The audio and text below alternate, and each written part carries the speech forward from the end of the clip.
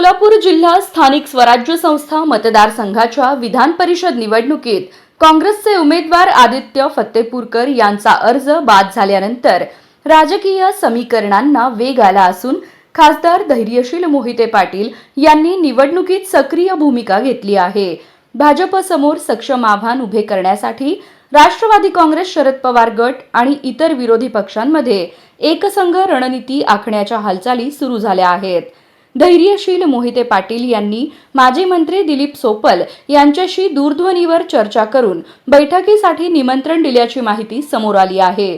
बुधवारी दिवसभर आमदार उत्तमराव जानकर, दिलीप सोपल आणि धैर्यशील मोहिते पाटील यांच्यात विविध स्तरांवर चर्चा झाली।